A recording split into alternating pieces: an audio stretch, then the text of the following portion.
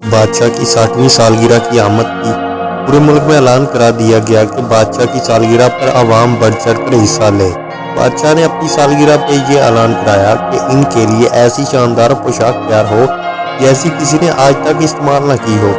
जो भी बादशाह के लिए ऐसी अनोखी पोशाक तैयार करेगा इसे इनामो इकराम से नवाजा जाएगा। बनु जुलाहे के 3 ज़हीन लड़के थे जो बादशाह के मजालम से तंग थे। ये तीनों बादशाह के दरबार में हाजिर हुए और बादशाह से कहने लगे, हम आपके लिए ऐसा लिबास तैयार करेंगे जो आज तक बड़े बड़े बादशाहों को नसीब न हुआ हो, लेकिन हमारी एक अर्ज सुन ले कि ये अनोखा लिबास देखकर हर कोई अश कर उठेगा, लेकिन झूठे बेईमान और फरेबी शख्स को ये लिबास नजर नहीं आएगा। अलबत्ता अखराजात बहुत ज्यादा होंगे क्योंकि कपड़ा सोने की तारों से तैयार होगा और लिबास पर हीरे जवाहरात से काम होगा।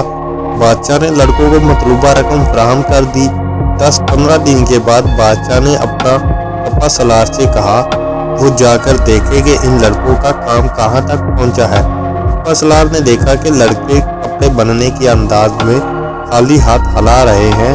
पप्पा सलार क्योंकि एक फरेबी और बेईमान शख्स था, इसलिए इसने अपना भरम रखने के लिए बादशाह को इत्तला न दी कि हजूर लड़कों ने आपके लिए लाजवाब पोशाक तैयार की है।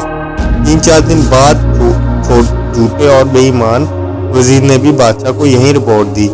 बादशाह बहुत खुश था कि कल शाम जब वो पोशाक पहनकर दरबारियों के साथ गश्त करेगा तो लोग इसे मुबारकबाद देंगे। अगली सुबह लड़के बड़े बड़े खाली थान लेकर महल में आए। बादशाह खाली थान देखकर हैरान हुआ, फिर इसको अपने झूठे और बेईमान वजीर की दास्तानें याद आई और लिबास ना नजर आने की वजह भी समझ में आ गई। इसलिए इसने मसनून मुस्कुराहट चेहरे पर सजाए हुए कहा, ये लाजवाब लिबास है। अब लोग बादशाह को फिक्र एक सुर्ख की निक्कर में देखकर कहके लगा रहे थे और बादशाह समझ रहा था कि इसकी पोशाक की तारीफ हो रही है।